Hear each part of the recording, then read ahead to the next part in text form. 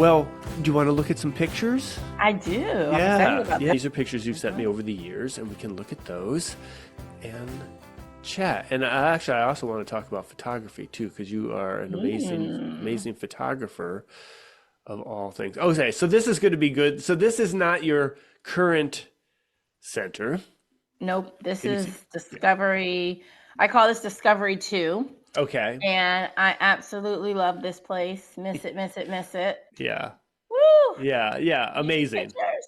Yes. I know these pictures, these children, I still have contact with a lot of these children and a lot of their families. And it's a time in life that I will never forget.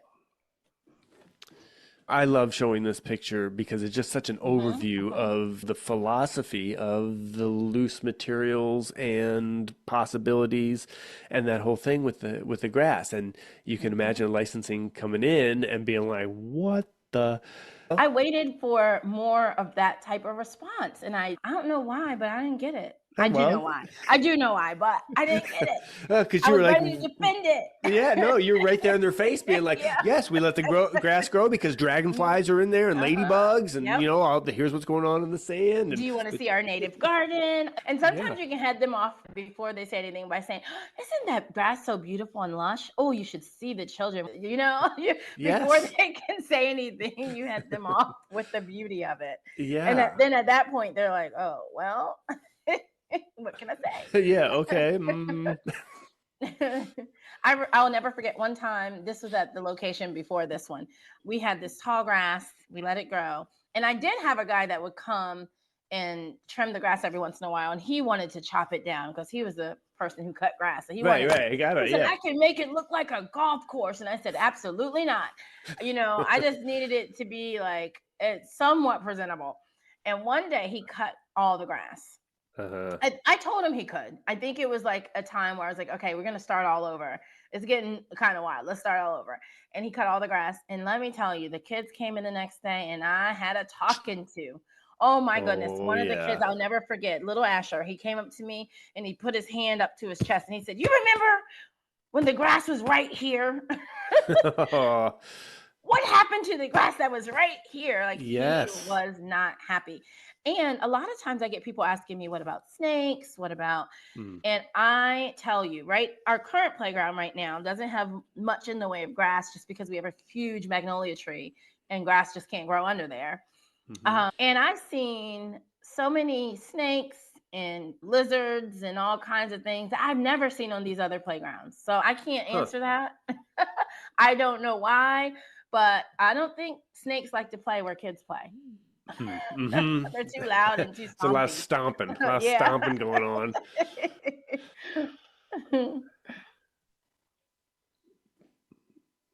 Oh, that's the mud pie. That table there. These pictures are probably about, let's see, they're over 10 years old. Okay. At least 9-10 years old. Okay. That table you see there is still alive and well and being used. Oh, nice. Yep. Nice. And it was made out of pallets. So it's not an expensive, it's not going to break the bank. And the mud table is simple. A surface, some pots and pans, and access to dirt and mud and things to mix it up with. Yeah. Doesn't have to be fancy, just has to be there and accessible. Honestly, it doesn't even have to be there because in the forest, we don't have a mud table and the stumps are all mud tables. So yeah, that's right. Yeah. I used to say like, all mud kitchen really is a surface and da-da-da. You can do it on the ground. It's like the loose stuff and the adults that are saying yes. I have a funny story about this picture because you gave me this probably 10 years ago, and I got invited to do a presentation about risky play at a conference for regulators, like a national conference for licensing and regulators. And so I showed this and I was nervous, because, different stories over the years about licensing, what they're going to think. So I had lots of, typical pictures, and I showed this and I'm talking about it, and one of the licensors raised their hand and said, are you saying this is good or bad? I was like, good.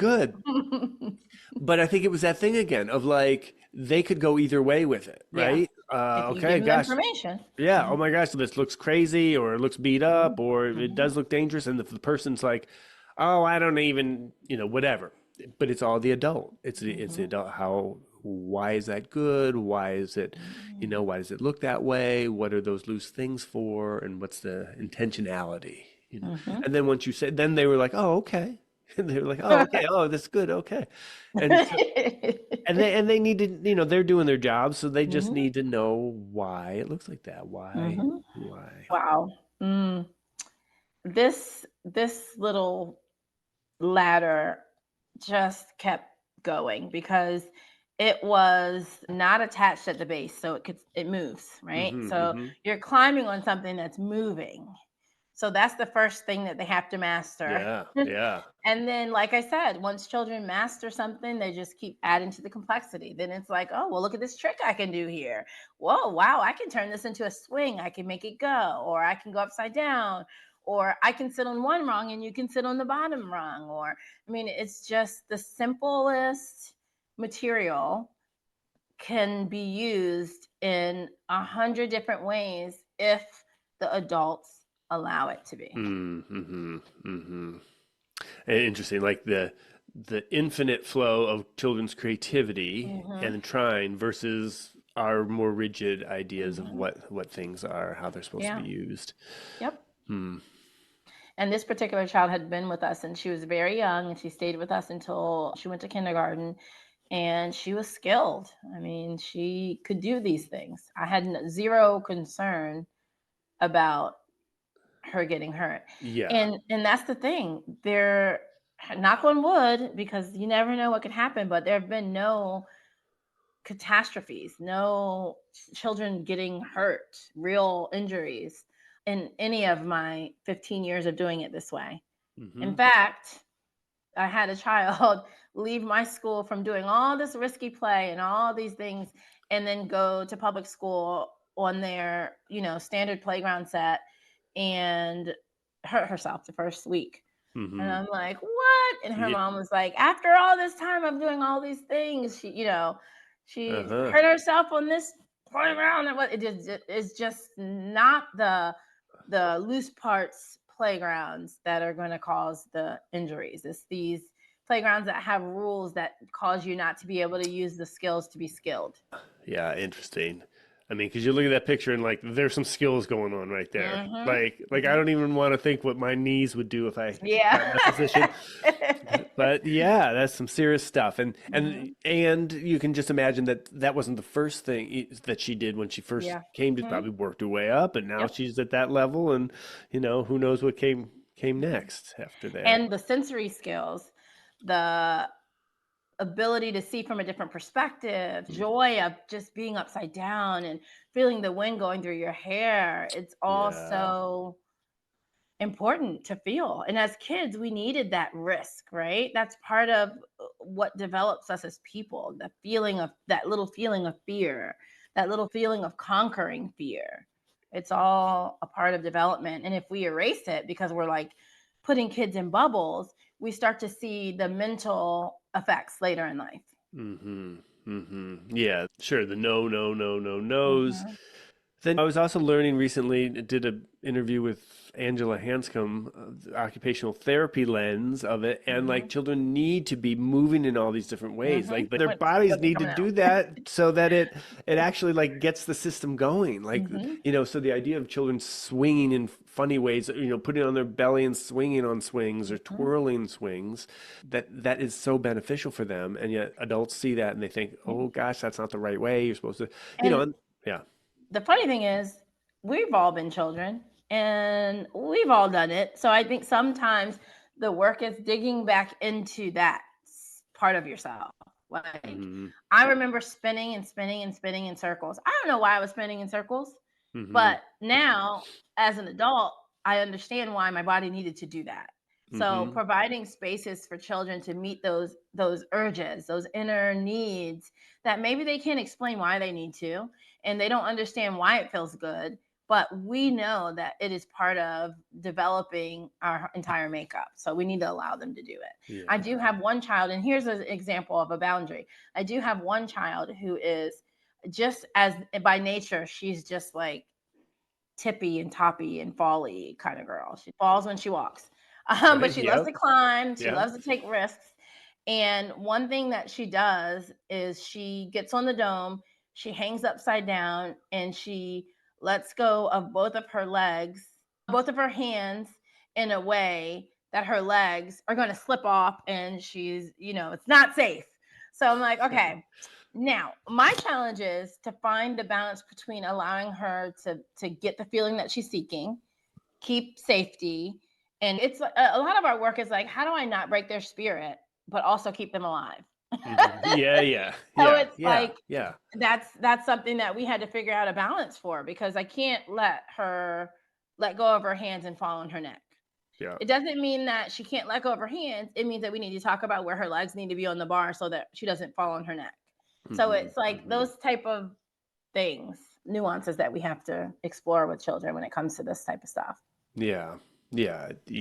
Acting as guides again. And then there's other kids that you don't have to worry about at all. Like they're fine and all that. But again, like you said in the beginning, of knowing your children. Yep. Knowing your children for sure. Yeah. Oh my goodness. Some wild hammock action. There's like 1, 2, 3, 4, 5, 6 kids there. Oh yeah. And the challenge for them all the time was to climb up to the top of that. And mind you, it's a hammock, so it's the whole time it's moving. Yes. And it has all these children on it. They're rolling back and forth, but look at their faces. They're working hard to get to the top of that. They're having to balance and counterbalance and feel their bodies. It kind of forces you to feel your body, right? Like where your body is in space. Wow. And look at their faces, because it's just joy, just pouring out. Like look at the kid on the very bottom, like the right, just laughter. Yeah. A wild. Beautiful. Let me also say, I've always loved your photographs. You're an amazing photographer. I've mostly seen your photography of children, so I'll just say that. But the photography of children is incredible. So we're talking about your eye facilitating and guiding children and being with children for the actual, that work, but then also your eye with seeing the beauty and the action that's happening. I mean, this is almost like, you look at the composition of this, it's like a Renaissance painting of like the flow of like the action. But you also capture, I always think of this about taking pictures of children in play, like there's suddenly this moment that is just like there it is, like the light is just like really, really on, and then it then it keeps flowing. But you are a master of that. How do you do it? I think the subject makes it easy. I think being really in tune with them in the process helps. Also, my intention, like I'm not taking a picture because it's a cute picture, right? My intention is to tell a story and to capture the essence of the moment. And I think the intention helps me capture that. And then I think it's just a matter of connection. Like I'm really connected with the experience. I watched this up until this second, to capture this second. So. Were you a photographer before working with children? No. Yeah, no, it's incredible stuff. Always. Well, thank you so much. Yeah. I enjoy it. Absolutely enjoy every minute of it. Yeah. So here's another one. Okay, there is, focus, and there's, what the child is doing, but then the background of like just all the stuff. Yeah, this is what the child is doing, and that's what the children had already done. That's good. It is a hot mess. I love it. There's something about having that access to the materials right at their fingers. Okay. There's something about the invention that happens when you're like kids seek, right? They have this seek sense. Well, if it's developed, right? If they're in an environment and they have the cues that their brain needs to seek, right? We can feed that urge by offering them a space where there's lots of things to seek, right? So they're going around, they're finding their materials, sourcing the materials half the time is the play, right? Walking around, picking all the things, putting it all together. Sometimes they never play. They just set it all up. They just seek it all out. They arrange, they rearrange, they, dictate who's going to do what. And it's this movement of materials. And in Play Empowers, many years ago, the phrase learning pile came about. And that was And it's funny because over the years that has evolved in my brain as I watch children. And one of the things that I picked up in observing them as they're making these learning piles, which is just like heaps of things, like collecting things. Sometimes there's a rhyme or reason. Sometimes it's just all the things transporting here. I've watched that be something that groups of children innately do when they need to rebalance, or when they're with a new group and they're coming together. And I just watched and watched. I'm trying to figure out what is the pull. And what I've come to so far right now is that it is the great equalizer. There doesn't need to be a leader. There's no fight for who's what. Everybody has a common goal, and it's to move a material from point A to point B. So first it equalizes them, it gives them a purpose, and then it unifies them. So it's just this beautiful, and meanwhile, adults are like, why are they taking all the junk and making piles of junk? But if you stop and really watch, they're not doing nothing for nothing, right? So it's this beautiful, beautiful thing. And I like to support it. The pile, the pull to the pile. Yeah. Yeah, I've seen that at the Anarchy Zone where there's just all these logs and boards and things, and people are dragging them around, and they might be like putting them in notches of trees to create, like a teepee kind of form. And often there, it's at the children's garden, so it's a public place. Children don't know each other, so they show up. But then they see, kids are dragging big piece of board. They can see what's happening, so they, as you said, they can join in and be a part of it. And there's a unifying, the unifier, the pile. Pretty magical. Yeah. It's like speaking of piles, there's one! Yay! Okay, so, oh my goodness, this is a good one. This must be one of the big ones. Oh my goodness. Oh my goodness. But they work so hard to do this. And that's part of it too. I don't want to have materials that I care that much about. Like in the outside area, especially, but anywhere that I'm not having these super expensive things. I'm not having these things that I have some attachment to that I'm going to want to control, because I don't want to control their play, their materials, how they use the materials, unless it's a safety issue. I don't want to do that. Also, let me stop to say, because I know people are like, oh my gosh, you can't break materials. And that is a rule of ours, that we take care of our materials. That's why I have to decide what is okay to play in the ways that they need to play. So for example, I wouldn't put, I don't know, I'm trying to think of a material that I care enough about. I can't think of one. But let's say it was like my prized, I can't even think of one, prized something. Yeah. It wouldn't be out there as an option for them to play with in this way. Yes. So it's like a matter of nuancing. And it can also be agreed upon with the group. Like, okay, here's an example. We're not making learning piles with books. Like, we're not going to do that with our books, because this is why. And you can make agreements with your group. You can discuss things. It's not a free-for-all. It's not anarchy. It's not, no rules. And I think that's what people assume when they see free children. They think that there are no rules and that the kids can do whatever they want. No, there are just no rules that don't make sense. And there are adults who are intentionally making it so the child can reach and meet their urges. And one of the urges is making a pile. And this pile is huge. And what I love about this location is that we were in the back of nowhere. This was the most free I've ever experienced children, because there's no outside eye judging their pile, And I understand if someone's in a setting where there are outside eyes judging their pile. So currently I am in the retreat center. I'm right in the middle. I'm right in the front. And my children still make these piles and they still do all these things. But we also have a spot in the forest next to the creek where nobody goes in, and it's our own spot. And boy, can we leave it there forever. And boy, is no one, you know what I mean? There's a different sense of freedom that a child has and that the adults have too, when they're not feeling judged or watched. Yes. Yeah.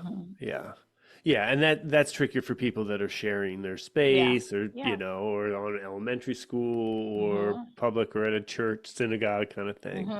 And I think that's where I wish adults understood that's the part, circling back to the part where the adults are walking by where we're at now, and they're lighting up and they're seeing children do these things. So they're being exposed to it. And I'm there. I can talk to them about this beautiful learning pile. But yeah, that's like our work that we can do in little increments to kind of like let the adults around us see and understand the beauty and what's happening. So if I was to talk to someone like I just spoke to you about the learning pile and its significance, I bet you they would see this pile differently the next time they saw it. Yeah, that's Mm-hmm. right. That's right. Yeah. Mm-hmm. Yeah, if you just walk by and saw that pile, You'd be you can like, imagine what what people would think. is Yeah. happening? Yeah. Oh my goodness. Learning pile. The name is important too. The learning pile. Learning pile. And then at the same time, people have different aesthetics. Everyone's got Mm-hmm. their own relation, not only to risk, but also to mess. Mm-hmm. But somebody could say, oh, well, we're going to curate our materials and we're going to just go all natural. Like we're just going to have straw bales and boards Mm-hmm. and branches and stuff like that. Or, if people were feeling like, oh, that's too messy for them. And Mm-hmm. so, yeah, people can, you know, find their entryway, whatever makes them comfortable. But yeah, more learning piles. Okay. Oh. So here's this picture. I remember I was looking for a cover and then you sent me pictures and then I saw this and I was like, Mm-hmm. oh my gosh. Like, this is the one. Oh my gosh. Oh. There's so much going on in this Mm-hmm. picture. Mm-hmm. Wow. And these children, these two, the one in the box and the one pushing the box down, Hmm. are still best friends. Uh, And the whole group really still loves each other so deep. And it's because of these experiences that they had together when they were young, right? When their person was being built, their deep mm, person was being built. wow. It was intertwined and it's always going to be there. What were they doing? They were getting ready to go down the slide. Oh. And you can see the little guy in the yellow. Hmm. He's like so excited to be the one to help her go. Oh And yeah, and yeah, she looks like, oh, this is gonna be fun, but yeah. I can see a little adventure and a little fear. And then there is our guy in the back who's notoriously got great ideas for other people to do. So he's Okay. like, Yeah. yeah, you do this. I'll be on the lookout. And Uh-huh. I'm there at the bottom of the slide, That's right. assessing everything and thinking, okay, that box strong enough. Okay, what's at the bottom of the slide? All right, let me stand, just all of Hmm. the things as the adult I have to think about before something like this happens. I don't think this was the first time that they had done it. I'm almost positive that I wrote about this and they tried it empty several times. They tried it with other objects in it several times. So they had an idea of how this would work. And it was their study. Mm, So mm. I'm glad I captured this moment. Amazing. Yeah. Yeah. I'm glad they Amazing. had this moment. I'm glad they were able to have this moment. Yeah. Yeah. Oh my gosh.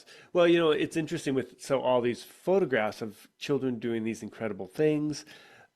The thing that is not there but is there is Mhm, you, is the mhm, adult, is mhm, the adult that is either said yes or not said no and mhm, has done checking for hazards and done, mhm, your own risk assessment kind of thing or risk benefit analysis of mhm. all this. So I think that's, often key. So even in this book, Adventures in Risky Play, I focus on the play, celebrating the play and all this, but Mhm. it's almost like what is beneath the surface is the celebration of the adult. And Yeah. yeah, Oh. yeah, yeah. Yeah, to Oh. create these environments, to create these Oh. moments. Yeah, Such a special time. Mm-mm-mm. yeah, yeah. Look at that. I know, I know. It's like as wild as they want to Mhm. be. Mhm. Wow. And see, this stuff they'll never forget. Children forget stuff. They forget people. They forget, but the feelings, the experiences are a part of who they are. Like Hmm. this is not something that goes away. They Hmm. might not forget the day that they held the hose, but baked inside of them is the feeling that they Mm. got, the power that they held. It's baked inside of them. Like Hmm. it's a part of who they are. Hmm. So it's wonderful. I love that I'm still connected to a lot of these families. Yeah, I wonder about like children as the discovery children as they make their Mm-hmm. way through, Mm-hmm.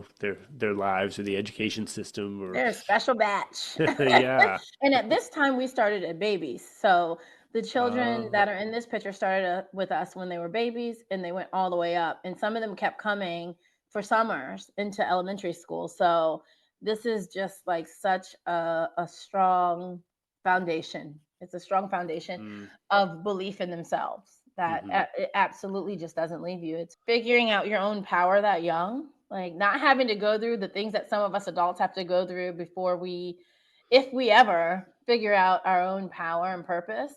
Mm-hmm. Mm-hmm. Finding it that young is just a gift. Yeah. Yeah, right. 'Cause as adults, we often have to go back and heal Mm-hmm. from early childhood or times where we didn't have all the yeses or Mm-hmm. it was a little bit more restrictive or yeah, so it's like you're almost like disengaging that right from the Mm-hmm. start, like saying, Yeah. no, we're saying yes, and you're empowering Mm-hmm. them and supporting them and letting them grow strongly forward. And then they take that with them in their lives. Mm-hmm. Yeah. And there are boundaries here. That's another thing that I think people get a mixed message about.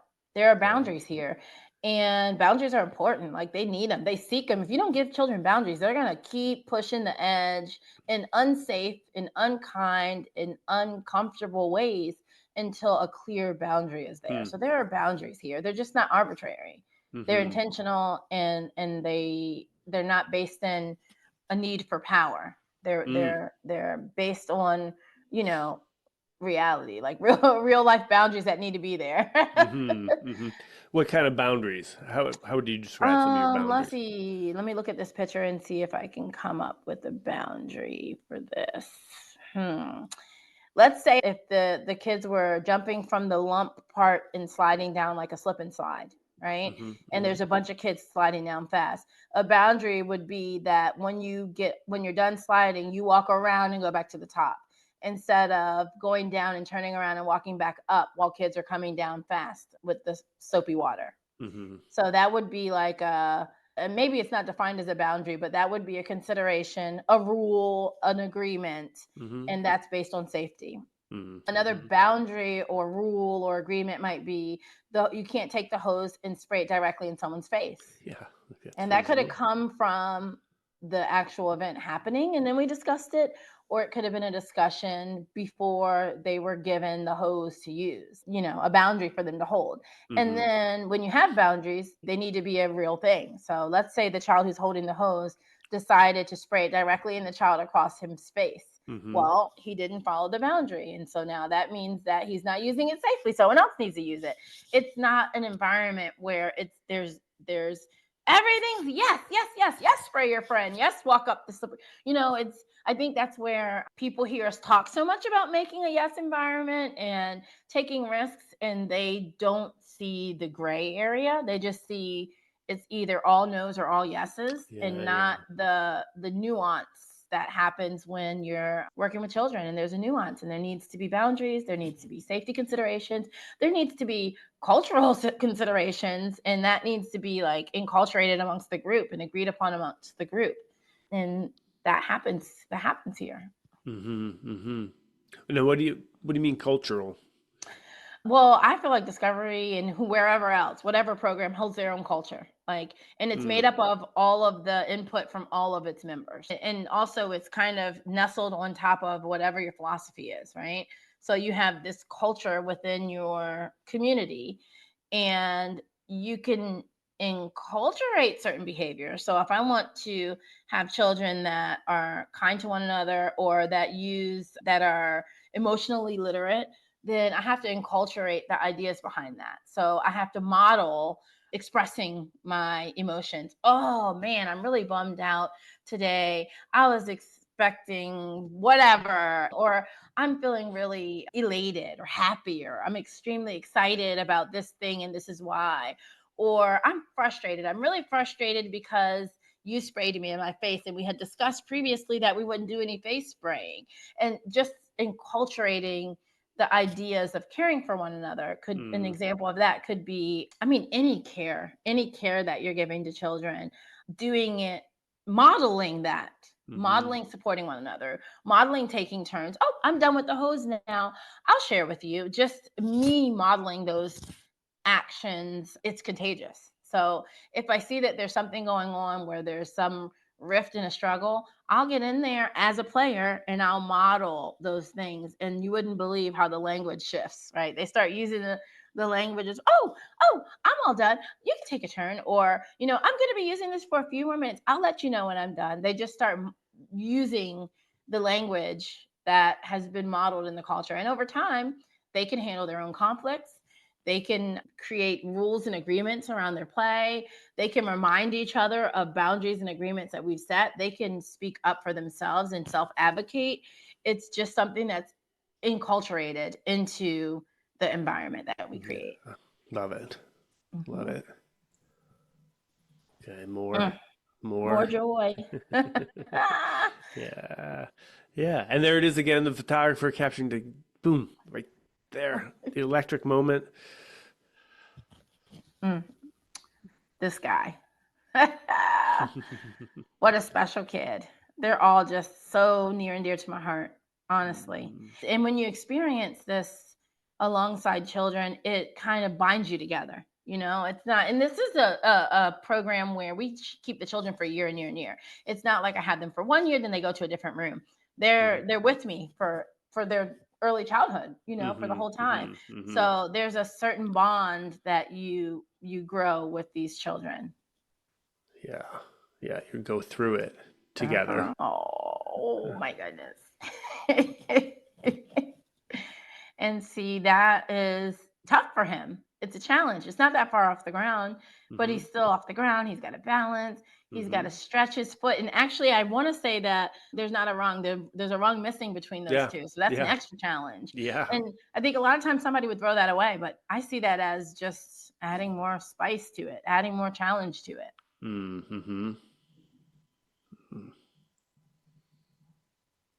Yeah, the curating of materials. Yeah. Be careful where you get your materials from, because just because something's near the dump doesn't mean it's trash. I learned that the hard way. What do you mean? Oh my goodness. There was one of those big black tubes, those ribbed tubes. I have one now. Construction grandpa gave us one. Well, I don't have it anymore. It's at the old school, but I ended up getting one. But before I got that one, I saw one right by a dumpster behind a business. Yeah. And I did my due diligence. I asked the guy who was standing there if I could have it. He said, I don't see why not. I went and got my husband in his truck. We're loading it in. Somebody comes out of the business asking us what we're doing. And I'm like, well, we are taking this tube. I asked the guy and he was like, what guy? I'm the only one here. So I'm like, oh man. So we leave. About 30 minutes later, I get a knock on my door and it's the police. Yes. And I had to explain to them, like, I promise I asked apparently the guy who I asked doesn't work there. And that's why he said, I don't see why not. Right. He didn't see why not. The owner of the tube might have an opinion about it. It was a whole ordeal. That's funny. Yeah. So don't assume everything near a dumpster is trash. Okay. Right. That learning pile might be spoken for. Yes. Funny. Oh yeah. Yeah. I mean, setting up a challenge right there. Yeah. And they do this. I didn't even put that stuff there. And the thing is, when I have these big ladders and these big things to move, they have to work together. They can't do it themselves. They got to get a bunch of buddies and they got to move it. So it involves this process where they have to share their idea with other people. They have to get them on board. They have to use language and their own excitement and expression to convince other people to join them in this task. And then together they complete the task, and the amount of pride that they have and joy that they share and experience from, following through with their task and their idea and their goal and meeting it is just, I mean, you can't create this on lesson plans. This is the human stuff. This is like amazing to see children know deep inside. And this child in this picture is probably 3 years old. And he started as a baby as well. And that's the thing. He started as a baby. So he might be 2 or 3 doing something that you would expect a 7 or 8-year-old to do, because he's been allowed to move and explore and experience and develop a sense of trust in himself from a young age. Amazing. It is. They are. There you go. Look at him thinking. Yeah. The part where there's no wrong, that's when he's probably like, okay, I gotta really think about where I'm gonna put my feet and my hands, and I gotta engage my core. His eyes are right on where he's going. And the difference between a child who is intrinsic and doing this to meet their own inner needs is he's not looking at me. He doesn't even know I'm there. He is looking only within himself. And that they're not, look at me, kids. I didn't hear that from these kids. They're very in tune with themselves. Yeah. Well, they gotta be. I mean, they're challenging themselves, so they're but that focus. Yeah. That is incredible. Okay. There were the pictures. Wonderful. Yay. Well, Kisha, thank you so much. Thank you. I loved it. That was wonderful. Yes. Yay! Hey, yay. All right.